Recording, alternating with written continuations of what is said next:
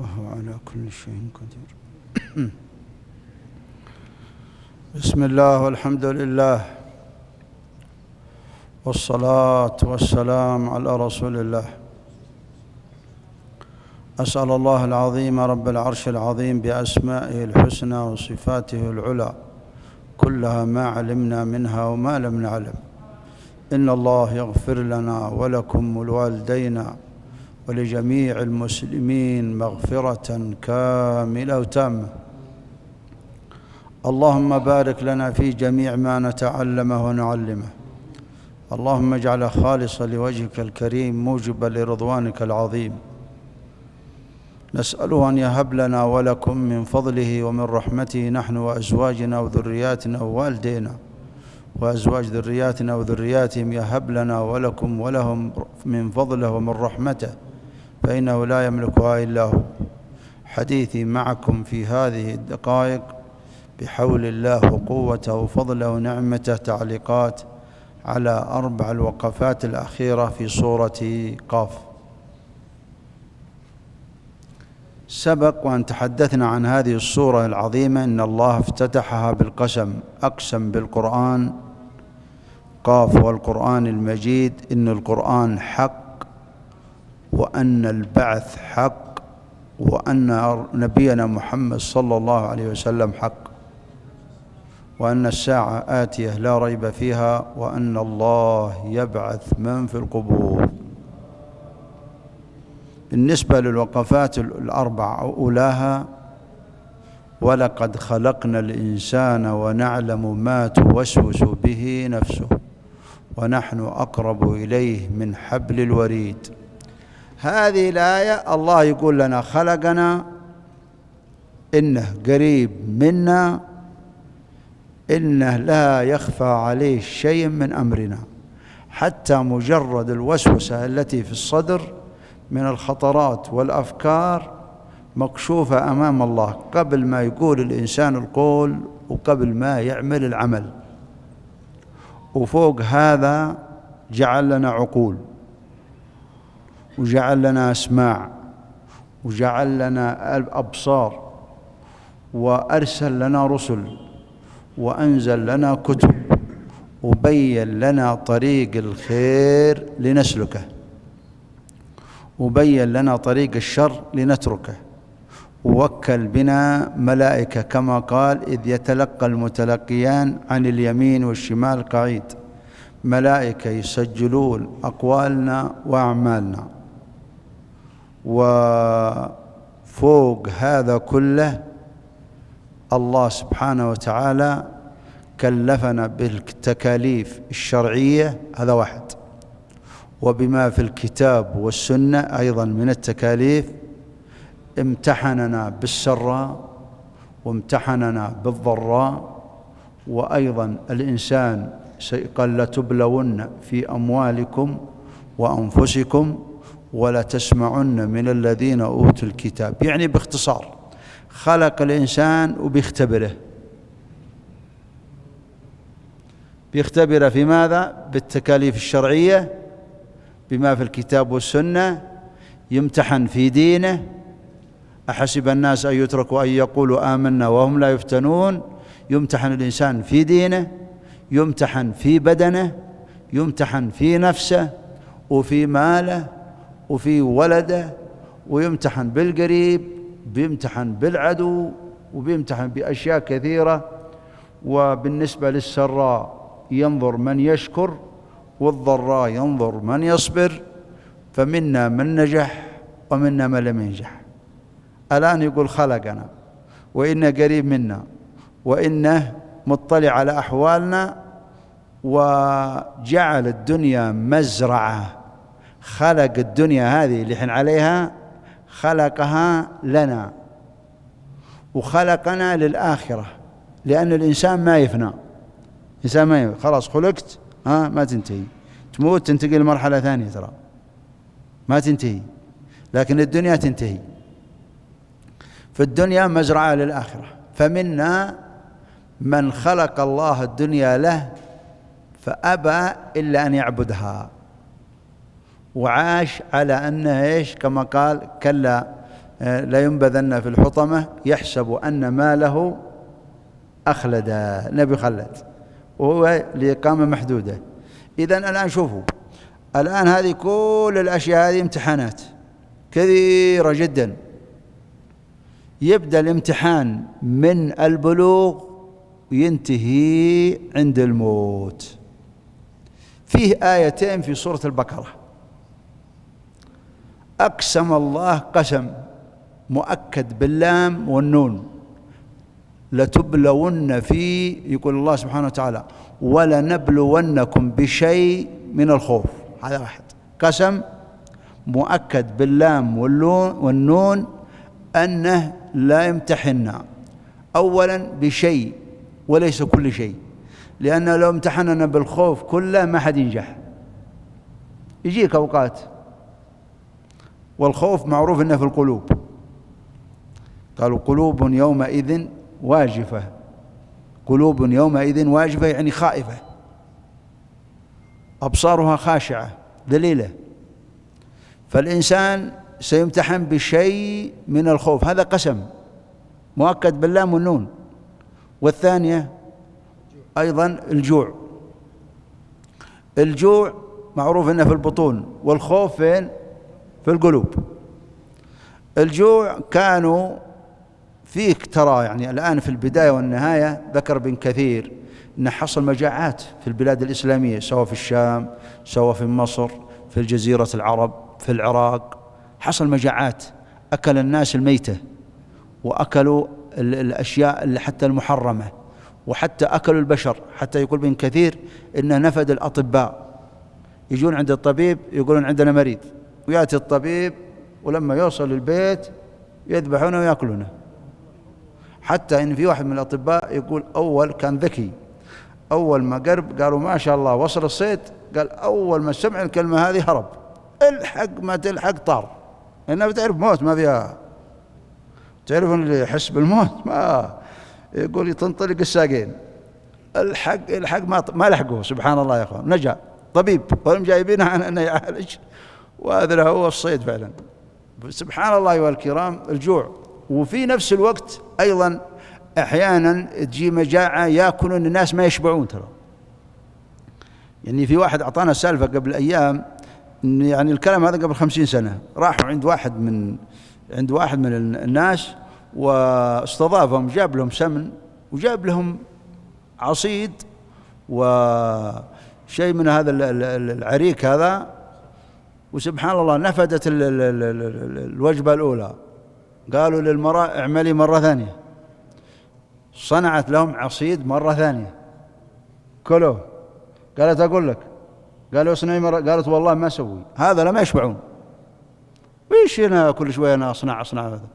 هي امتنعت عيت. سبحان الله أيها الكرام، شفت لنبلونكم بشيء من الخوف والجوع، إما ما يشبعون ولا ما يحصلون ما يأكلون، ونسأل الله العافية. ولنبلونكم بشيء من الخوف والجوع ونقص، شوفوا سبحان الله كلمة دقيقة، نقص من الأموال، إما بتلفها أو بسرقتها. تعرفون الأموال يعني بنقص من الأموال تنقص لأي سبب من الأسباب التي أسباب نقص المال. والثمرات إما بالآفات ولا جي الزرع، أحيانا ينزل برد في الليل ويأخذ الزرع كله، ينتهي كله المحصول كامل أو بعضه، يبقى شيء. لنبلونكم بشيء من الخوف والجوع ونقص من الأموال والأنفس والثمرات وبشر الصابرين. الصبر هو حبس النفس عن الجزع، واللسان من التشكي، والجوارح من اللطم والضرب، ويضرب على رأسه يضرب على بدنه. بشر الصابرين، وأعطاهم جائزة عظيمة، إنا لله وإنا إليه راجعون. هذه جائزة ما جاءت هذه الدعوة إلا لهذه الأمة. الإنسان إذا نزلت بمصيبة يسترجع، أولئك عليهم صلوات من ربهم اللهم أجرني في مصيبتي وأبدلني خيرا منها. وبعدها يستغفر، لأن المصيبة أحيانا تجيب سبب ذنب. لما طفى السراج استرجع الرسول، قالوا يا رسول الله وهذه مصيبة؟ قال كل ما يصيب الإنسان من الشر والأذى هو مصيبة. انطفاء السراج، تعطل السيارة، تسترجع وبعدها تستغفر، رب اغفر لي وتب علي إنك المصائب. يقول ويعفو عن إيش؟ ما أصابكم من مصيبة فبما كسبت أيديكم ويعفو عن كثير. لكن المصائب هذه ليست عقوبة للمسلم، هي مكفرة، كفر الله بها خطاياك، ومذكرة ورفعة في الدرجات. وبالنسبة للكافر عقوبة في حقه. أي مصيبة لأي إنسان في حق المؤمن ليست عقوبة، تكفر درجات، تكفر خطاياك، ترفع درجاتك، تذكرك بأن الدنيا. المرأة اللي جاءت قالت يا رسول الله أنا أسرع، كشف لها القدر، قال إن صبرتي لك الجنة وإن شئت دعوت الله لك. قالت بل أصبر، لكن ادعو الله لي ألا أتكشف. بعدها أيها الكرام الآية الثانية أم حسبتم، الله أنكر على من يظن، أم حسبتم الخطاب للرسول ولأمة محمد، أم حسبتم أنكر على من كان يظن إن سيدخل الجنة بدون ما يمتحنها الله. لا بد من امتحان.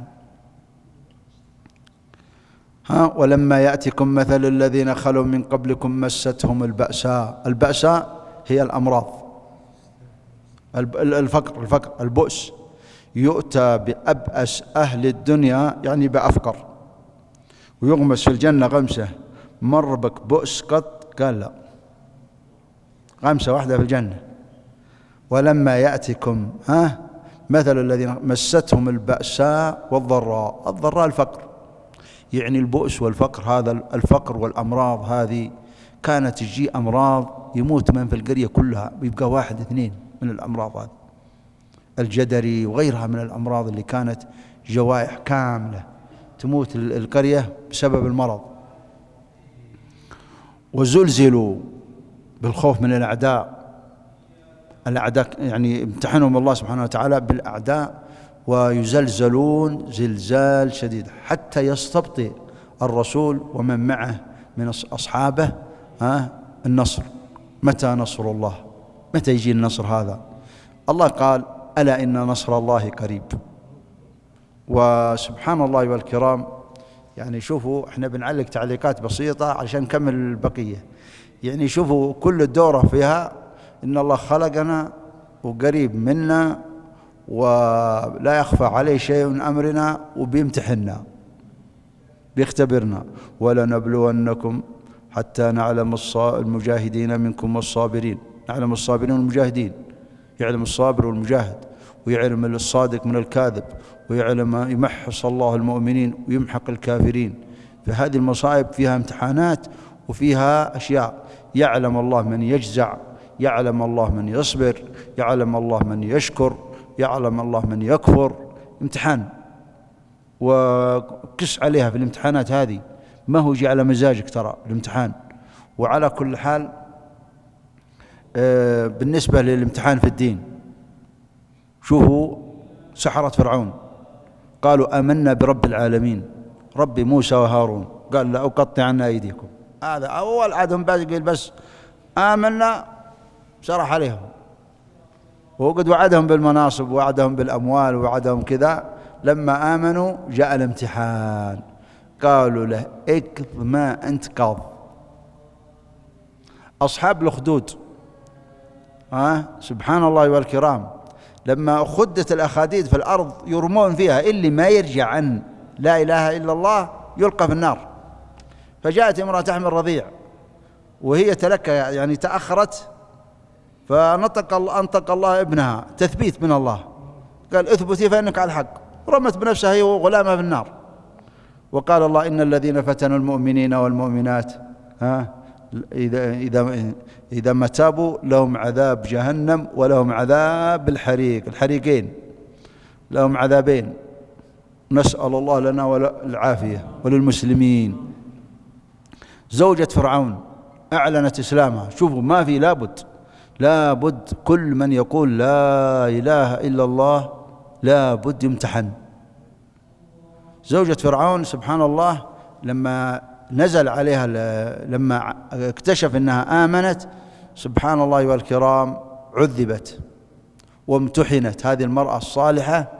وفي البداية عرض عليها الترغيب، عرض عليها أموال، عرض عليها أشياء كثيرة، امتنعت. عرض عليها الترهيب عذاب، عذبت. فالله من تثبيته لها رأت قصرها في الجنة، قالت رب ابني لي عندك. هي لما شافته دعت الله رب ابني لي عندك بيتا في الجنة ونجني من فرعون وعمله ونجني من القوم الظالمين. وتروا في قصص كثيرة احنا بنتجاوزها. المرحلة الثانية الآن الله سبحانه وتعالى من البلوغ إلى الموت امتحانات متجددة متنوعة، منا من ينجح ومنا من لا ينجح. طيب والنتيجة عند الموت؟ وجاءت سكرة الموت بالحق. الآن تجيك النتيجة، الحق هنا النتيجة. الآن أيها الكرام من صبر ونجح فما بعد الموت أهون سهل، ومن لم ينجح سقط في الامتحان. ومن الناس من يقول آمنا بالله فإذا أوذي في الله جعل فتنة الناس كعذاب الله، سقط. فما بعد الموت أشد كرب يلقاه الإنسان في الدنيا الموت، وما بعد الموت أهون. طبعا إذا نزل الموت تحتوش الإنسان الشياطين، تتنزل الملائكة. إذا نزلت الملائكة طردت الشياطين. هذا من بداية التثبيت. تروح الشياطين منك وتشوف الملائكة يبشرون الإنسان، يقول وجاءت سكرة الموت بالحق ذلك ما كنت منه تحيد. شوفوا أي واحد يحصل هنا حريق في هذا المكان أو في أي مكان وإنت موجود فيه تهرب، أي واحد موت تهرب. لكن إذا نزل بك الموت حقيقة وعاينت تحب لقاء الله اللي كنت. إذا بشرت بالجنة تحب لقاء الله، تغير الوضع تماما. لو تعرض عليك الدنيا بحذافيرها ما تقبل الرجوع، وينزع من قلبك الخوف وينزع من قلبك الحزن وتبشر بالجنة، وتبقى البشارة هذه في قلبك إلى أن تدخل الجنة. لذتها لذة البشارة عند الموت المؤمن. جاءت سكرة الموت، ولهذا كان أحد السلف عند الموت يبكي. سألوه قال ليش تبكي؟ قال خوف المطلع، هول المطلع. قال وش هول المطلع؟ قالوا بشر بالجنة ولا النار، تبشر بسخط الله ولا تبشر برضوانه. نسأل الله أن يجعلنا ممن يلقى الله وهو راض عنه وغير غضبان. اللهم يا رب نسألك أن تجعلنا نلقاك وأنت راض عنا غير غضبان. فبالتالي أيها الكرام تبشر الملائكة بالمغفرة وتبشر بالرضوان وتبشر بالخير وبالرحمة وبالجنة، فيفرح. طلعت النتيجة عادة باقي في آخر في على جاءت سكرة الموت بالحق. شوفوا الكلام هذا، شوفوا هذه الآيات تخفي الكلام هذا كله. لا ولقد خلقنا الإنسان ونعلم ما توسوس به نفسه ونحن أقرب إليه من حبل الوريد وجاءت سكرة الموت بالحق. يعني الكلام مختصر، لكن هذا الكلام اللي سمعتموه هو اللي يحصل، هو الواقع. جاءت سكرة الموت تنزل عليه الملائكة أبشر بما يسوءك، بشر بالنار. حتى إن في واحد من المجرمين من الملاحدة نزل به الموت، يقول يا ويلي وأنا وش سويت؟ النيران هذه اللي أشوفها وش سويت أنا؟ ملحد كافر. ومن هنا أيها الكرام تنزل عليه الملائكة وتبشره بغضب الله وتبشره بنيرانه، ويشوف شيء لا يخطر للإنسان على بال. حتى إنه يشوف نيران يقول يا ويلي وش سويت هذه؟ وش هذه النيران كلها؟ بده يشوف النار، هو شاهدها. أبشر بما يسوءك، هذه النار عذاب الله سبحانه وتعالى. ونسأل الله العافية، نسأل الله العافية. وجاءت سكرة الموت بالحق. هي 4 أخطار طبعا. خطر الميثاق الأول، خاف من الإنسان، هؤلاء للجنة، وبعمل أهل الجنة يعملون، وهؤلاء للنار وبعمل أهل النار يعملون. فالإنسان يخاف من هذا الميثاق الأول. الثانية عند الموت تخاف إيش يختم لك به وإيش تبشر به عند الموت. المرحلة الثالثة الوقوف بين يدي الله، خاف منها. والرابعة الوقوف على جهنم، الوقوف على شفير جهنم. جهنم بتقرب يوم القيامة هي والنار تصعد، شوفها الناس، يقول وترى كل أمة إيش جاثية تدعى إلى كتابها. ننتقل للمرحلة الثالثة. الآن المرحلة الأولى الخلق، المرحلة الثانية النتيجة عند الموت، المرحلة الثالثة الخروج من القبور إلى البعث والنشور. ولهذا الدنيا زمنها قصير وعمرها قصير، والإقامة محدودة والأيام معدودة. ويقسم المجرمين يوم القيامة إنهم ما لبثوا غير ساعة، ويوم تقوم الساعة يقسم المجرمون ما لبثوا غير ساعة، لحظة، شيء يسير جدا. يقسمون على هذا قسم إنهم بالتالي سبحان الله والكرام، يعني سبحان الله. هذا يقول لك ونفخ في الصور ذلك يوم الوعيد. وعيد لمن؟ لكل كافر، لكل فاجر، وعيد له. ويوم سعيد لكل مؤمن. هذا اليوم يوم سعيد للمؤمنين، ويوم عصيب وعسير على المجرمين. قال ولا تتبع الهوى فيضلك عن سبيل الله إن الذين يضلون عن سبيل الله لهم عذاب شديد بما نسوا يوم الحساب. طبعا النفخ في الصور في الآية هنا ذكر 3 مراحل، 3 وقفات. الوقفة الأولى النفخ في الصور، وهذا يوم وعيد للمجرمين. الثانية كل نفس سواء كان مؤمن سواء كان كافر تأتي معها سائق وشهيد، كل نفس مؤمن ولا كافر. وجاءت كل نفس معها سائق وشهيد، تساق كل نفس مؤمن ولا كافر. السائق هو الملك اليمين، والشاهد هو ملك الشمال، هو اللي يكتب عن كل شيء. هذا ما لدي عتيد حاضر، وهذاك يسوقه إلى أرض المحشر. مرحلة ثالثة في هذا كشف الغطاء، لقد كنت في غفلة. هذا الخطاب موجه لأصحاب الوعيد.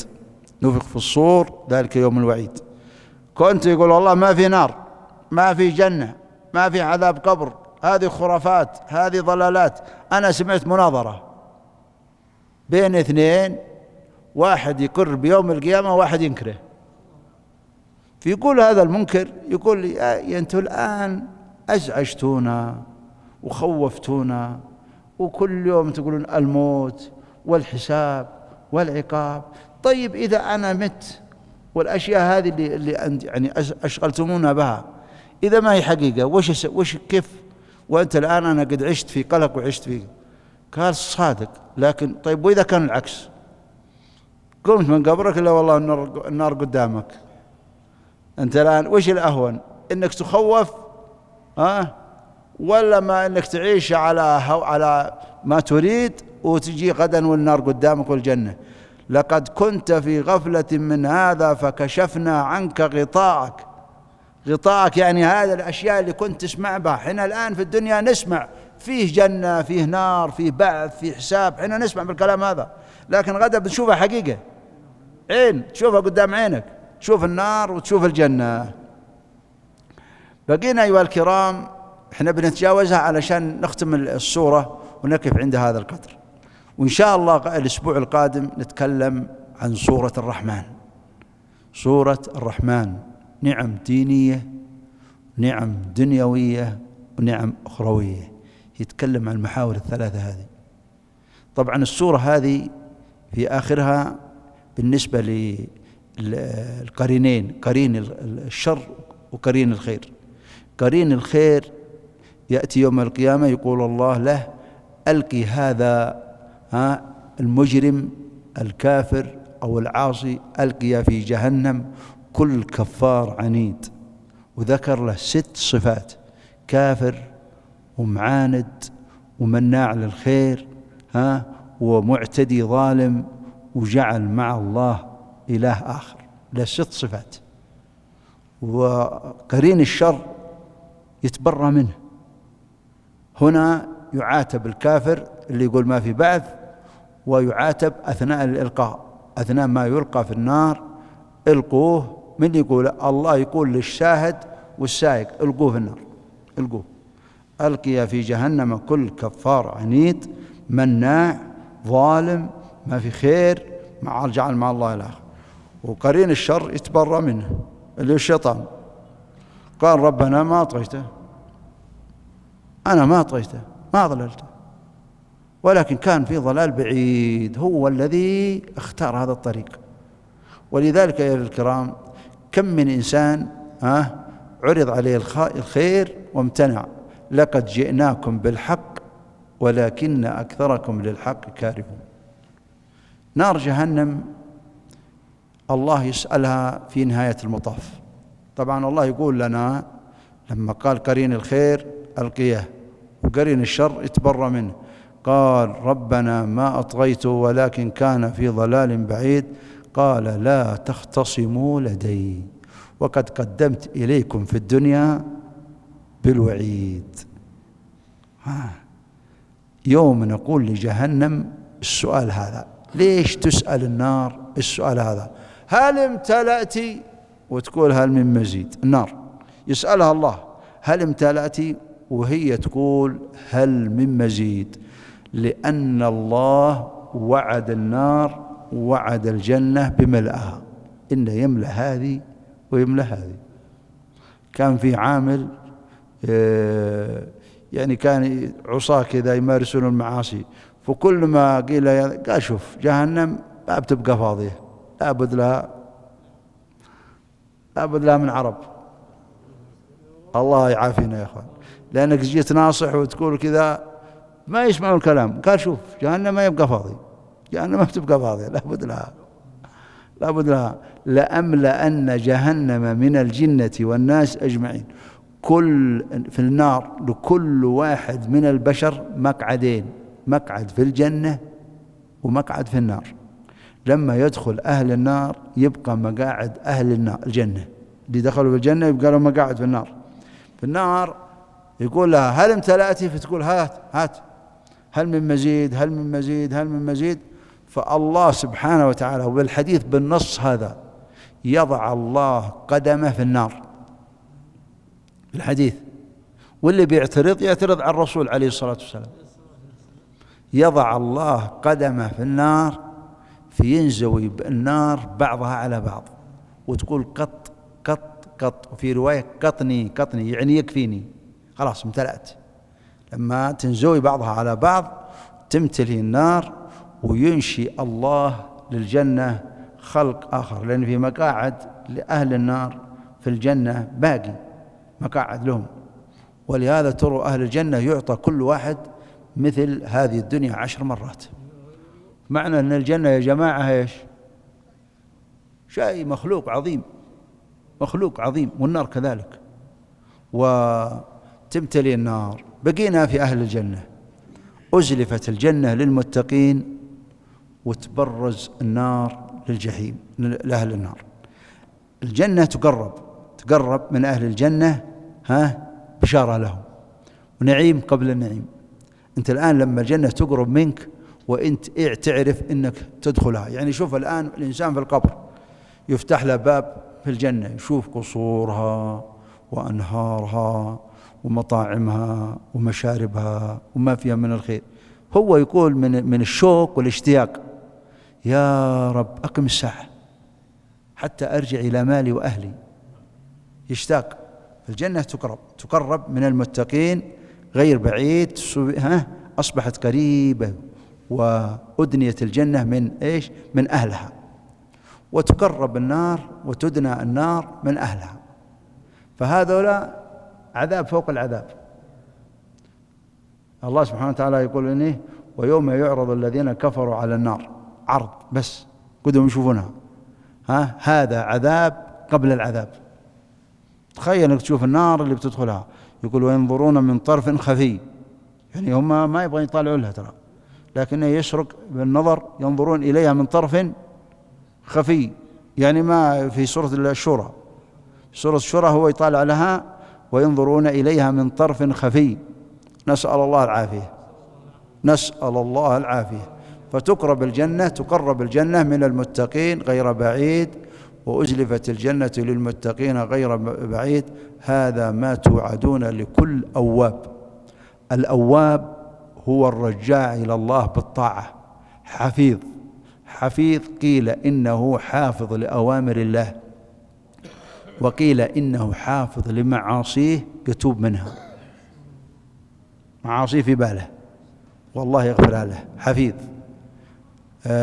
من خشي الرحمن بالغيب وجاء بقلب منيب. القلب المنيب المخلص المجتهد في الطاعة وجاء إلى الله. تعرف الإنسان المخلص المقبل على الطاعة إلى الله. ولهذا شوفوا بعض الصالحين تجد الله يفتح عليه ما يشبع، يصلي طول الليل، كانوا قليلا من الليل ما يهجعون، كانوا قليل من الليل. وفي ناس يلا يجيب يصلي ركعتين، والله يصلي ركعتين وقطع الصلاة ومشى. بعضهم إذا طول الإمام قطع الصلاة ومشى. ولهذا أيها الكرام سبحان الله لكل أواب حفيظ. ثم قال ادخلوها بسلام، سلام من كل آفة. طبعا في سورة الصافات ذكر فيها آفتين هي أخطرها: أفما نحن بميتين إلا موتتنا الأولى وما نحن بعذاب. يقول لا فيها موت ولا عذاب، باختصار الجنة ما فيها موت ولا فيها عذاب. ادخلوها بسلام ذلك يوم الخلود، النعيم الدائم المستمر، لهم فيها ما يشاءون ولدينا مزيد. لعلمكم أهل الجنة عندهم نعيم، وفوق النعيم زيادة نعيم، يعني نعيم في ازدياد. وأهل النار كذلك، يقول زدناهم عذاب فوق العذاب.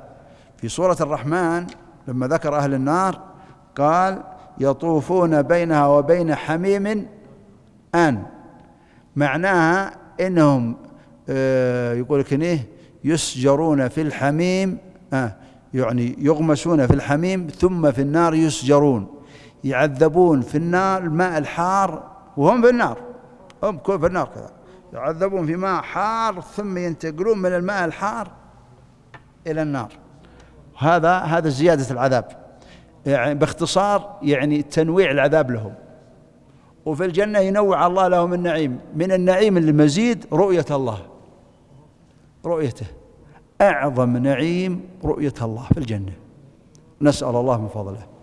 طبعا هي السورة ترى ختمت أمر الرسول بالصبر، فاصبر على ما يقولون، سبح بحمدك، أمره بالعبادة وبالصلاة بكثرة الذكر، واستمع يوم ينادي المنادي اللي هو إسرافيل، ينفخ في الصور ويسمعونه الكل من قريب، لأنه النفخة الملك ما هو زي اللي هنا. يعني شوف ملك الموت يقبض أرواح بالملايين في آن واحد، يسمعون الصيحة بالحق، ذلك يوم الخروج، يوم تشقق عنهم الأرض سراعا مسرعين، يخرجون من القبور مسرعين، ذلك حشر علينا يسير، نحن أعلم بما يقولون. ما في بعث، ما في كذا، كذاب، هذا سحر، هذا تزمت اللي تسمعونه. يعني سبحان الله تجد الناس يقولون كذا. فذكر بالقرآن من يخاف وعيد. لعلمكم السورة ختمت بهذا، بالاجتهاد للرسول يصبر على أذى هذا الكفار وعلى أذى من يؤذون الدعاء وأهل الخير، يصبر على ذلك، يقبل على عبادة الله، على الذكر، على الصلاة، وهؤلاء لهم يوم الوعيد. ونسأل الله العظيم إن الله ينجينا من عذابه يوم يبعث عباده. اللهم قنا عذابك يوم تبعث عبادك. اللهم إنا نسألك يا ذا الجلال والإكرام أن تلهمنا رشدنا وتكفينا شر أنفسنا وشر سيئاتنا وشر ما صنعنا. اللهم إنا نسألك يا حي يا قيوم يا ذا الجلال والإكرام، نسألك في هذه الساعة المباركة وأنت الكريم الذي لا أكرم منه أن تهب لنا ولأزواجنا ولذرياتنا ولوالدينا ولأزواج ذرياتنا وذرياتهم وإخواننا وأخواتنا وأزواجهم وذرياتهم وجميع المسلمين، هب لنا ولهم جميعا رحمة من عندك تهدي بها قلوبنا، تشرح بها صدورنا، تيسر بها أمورنا، تغفر بها ذنوبنا، تشفي بها أرواحنا من الهموم والغموم والأحزان. اللهم انزع من قلوبنا وإياهم جميعا كل خوف وقلق وهم وحزن، انزل علينا من السكينة ومن الطمأنينة ومن الثبات أضعاف أضعاف يا ذا الجلال والإكرام ما نزل. ارحم ضعفنا واجبر كسرنا وتول أمرنا في الدنيا والآخرة. ارزقنا الأمن في القبور والأمن يوم البعث والنشور. اللهم أحسن وفادتنا إليك يوم القدوم عليك. وصلى الله وسلم وبارك على نبينا محمد.